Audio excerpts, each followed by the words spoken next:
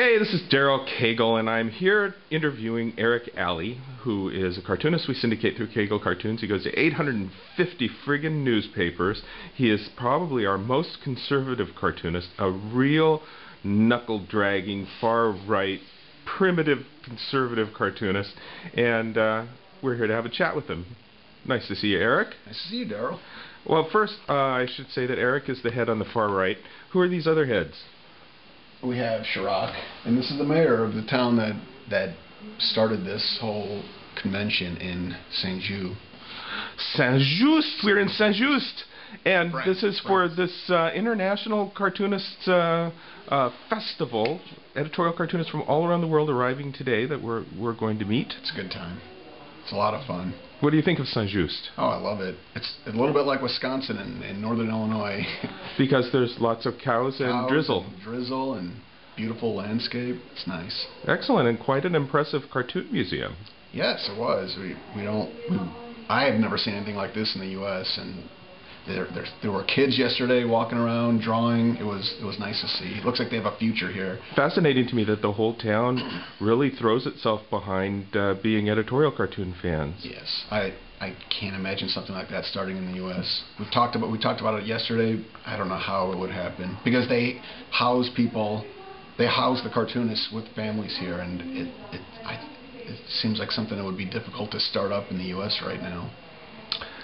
Because it's such a small town, they don't have hotels. There's 200 and some cartoonists that come here, so people just open up their homes. The cartoonists stay in their houses, and very nice. It's very French. It's very friendly, despite the stereotypes that we give them, or at least people on the right tend to give them more than you guys on the left. Us liberals, we've always liked France. Yes. And you know, conservatives didn't like France because France resisted going to war in Iraq, but if only we had that good sense, we wouldn't have gone to war in Iraq. I think we're going back to Iraq. I think the animosity towards the French began before the war in Iraq, though. Went back a little bit further than that. It was exasperated by that, but yeah. Well, because we were annoyed that they didn't want to join NATO, and they were going a little bit too much their own way rather than our way. Lots of reasons. Oh, that's not so terrible. And then they did join NATO. Yeah. And they turned out to be great. And boy, the food is good, isn't it? Yes, it is. And everybody's friendly. All that business about the French being snooty and unfriendly, I've never seen any of that. Not at all. I was a little bit worried about that because I tried to learn French before we came over here. It was a failure, and everyone's very accommodating. It's very nice. Enjoyed it quite a bit. And they just love cartoonists. They do. Isn't that strange? It's absolutely bizarre. You know, the only mail we get is hate mail. Yep. Yeah. What the hell? We could all learn something from the French, I'm guessing. So, it seems to me that as a conservative American cartoonist here in France, that you're kind of a strange, wild beast. I was attacked once already. A question I get a lot is, what's up with that Tea Party? We don't understand it. Sarah Palin, what? I'm not here to defend Sarah Palin. A Tea Party I have no problem with. I think they're great. They just want smaller governments, more robust economy, and you achieve that with lower taxes and less regulation. Let people achieve. I don't see what's hard to grasp about that. Are there any regulations that bother you in particular? EPA is going crazy. Yeah, but you're a cartoonist. They don't regulate you. No, but what regulations bother you? That affects the cartoonists? Yeah. I can't draw naked people. I can't swear. Oh, that's terrible. I wouldn't be doing that anyways, but no, I'm personally not affected. Well, I'm affected by some awful regulations. I can complain about California. Well, federal regulations. You know, I have to... for all the international cartoonists that work with us, we have a different U.S. international copyright withholding tax at a different rate by treaty with each different country. And with each different? With each different country. And I have to file a form each time I pay all the international cartoonists, and each one of them has to get their own return with their own withholding, and then I have to file a return with them at the end of the year so that they can submit that to their government to try to get a rebate based on the taxes paid here. And it costs me thousands of dollars to have the accountant do this crap. You are making an argument for the right better than I am. So you're going for Romney this year, then? Romney's not going to do anything about that. I don't think just that was started by this. Alone, all that just hurdles makes business more difficult. It makes everything more expensive. So you're going to buy less of it. Where do you have it? You have some candy. You have some M&Ms here and some M&Ms here. One costs $2 a package. One costs $1 a package. Are you going to buy? Which one are you going to buy? You're going to buy the cheaper one. If it's $2, are you going to buy it? You're going to buy less of it. Yeah, but you know, the trouble is, whenever we vote for the Republicans, they increase the regulations and... Increase? Oh, during the Bush administration, regulations went up by all these thousands of pages. I'm not... I don't want to defend individual politicians. Yeah, this is the conservative line.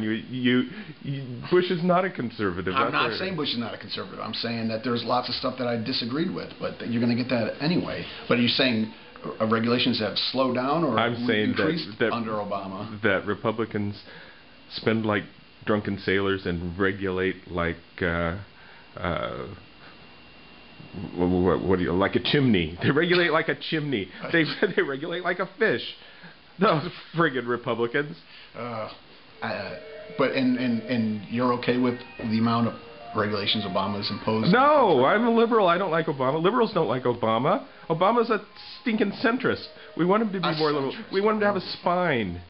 We want him to stand for something. So, and all I hear complaints from the left is they want more of what he's doing. They think he's not doing enough. He's not taxing enough. He's not regulating enough. Well, so then you're arguing... No, my complaints about Obama are that he starts off with in the pocket of Wall Street. He takes Larry Summers and Timothy Geithner, who were instrumental in causing all of the economy collapse and deregulating the banks, and he puts them in the top spots, and none of those crooks on Wall Street ever went to jail. He doesn't jump out there and prosecute those bastards. He's one of the gang. It's almost hope and change was a bunch of bullshit. But of course, what's happened since Obama came in is now all the Wall Street guys are supporting Romney. Obama's getting his support from Silicon Valley and Hollywood. So who's in the pocket of Wall Street now is Romney. It seems like it's a choice between worse and even worse. Okay, then so you're not just... I suggest that you don't vote then. Okay, I'm out. I'm interviewing you. I'll shut up for a minute. Tell me more about this conservative junk. Just mostly it's economics for me. It's all about what they're saying, at least, is what I want to happen. Whether they do it or not is another thing. But aren't the conservatives mostly passionate about social issues? No, I think the passionate side of the conservatives now is the libertarian side. Tea Party is not about social issues. They're about economic issues. And I think that's where the centrists are interested in. They certainly try to squeeze abortion bans into every bill. What they're trying to do is leave it up to the states. States can decide, and if you don't like it in one state, then you have the option of leaving. If you have it imposed from above, you're stuck with it. You're imposing your regulations on everybody. And then in every state, the Republicans are trying to ban abortion every way. They're not trying to ban abortions. I don't know of any state that they're trying to ban abortion. What they're trying to do is put some kind of limits on it, so they limits like useless ultrasounds just to embarrass the woman and cause some cost and hassle. Or else requiring doctors to be members of hospitals where the hospitals are prearranged to not allow the doctors to be members of the hospitals in order to perform abortions, so that no doctors in the states can be licensed to abort. Those are the kinds of things. I haven't heard of that. You haven't heard of that? No. Where is this? What state is that? Is that Mississippi? Alabama? Okay, then if that's crappy and you don't like it, people get out of Mississippi. Just like people don't like what's going on in California because taxes and regulations are such a burden, they're leaving. That would be a great byline for Republicans. You don't like Mississippi? Get out of Mississippi. Exactly. I agree with that. That's the experiments that happen in each state. That's what's great about federalism. Okay. So you're a happy conservative. It's hard to be happy these days. Oh. So tell me more about your process. I start off with, well, I'm reading, and I hope that something falls from the sky. An idea falls. Do you just read the stuff in the Republican far-right bubble press? No, I don't. Do you read some liberal stuff? Yeah. Well, I watch CNN you wouldn't say it's left. I wouldn't say it's left either, but I watch CNBC. I like business news when I want to get away from politics. That interests me. And then otherwise I'm surrounded by it. You have to go to places to get just conservative news. Otherwise you're surrounded by it on every channel. ABC, CBS, NBC, CNN. It's hard to avoid it. Every newspaper, even the Wall Street Journal's news section is liberal. I remember you drew a cartoon a few years ago. It labeled the mainstream media MSM. And I didn't know what it meant. I had to Google MSM. Really? That must be a right-wing Well, I wasn't living in the right-wing bubble, and you never see that phrase MSM anywhere else.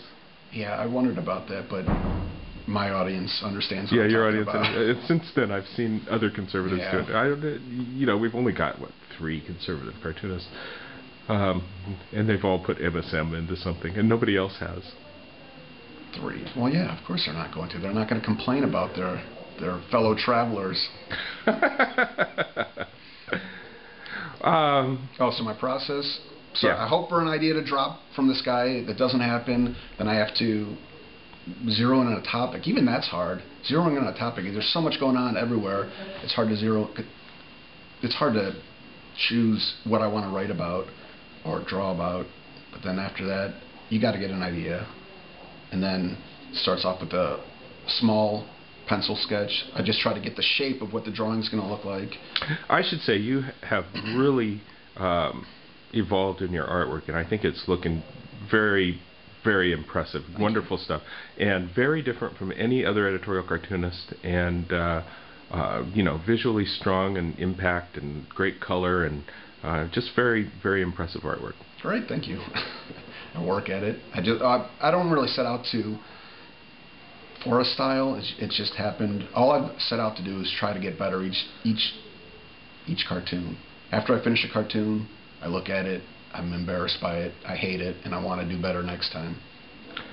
I think that's only healthy. If an artist is satisfied with his own work, that's like the kiss of death. You're never going to get any better. Yeah, it's stasis. You don't evolve. So, who knows what I'll look like in another 10 years. But you're looking great. I'm very impressed, Eric. Thank you. And you're getting reprinted. I think you're popular. You said that before, and I accepted it, but I don't know. How do you know that? Is it just because I'm getting reprinted? Well, I run the syndicate. So, The editors talk to us, I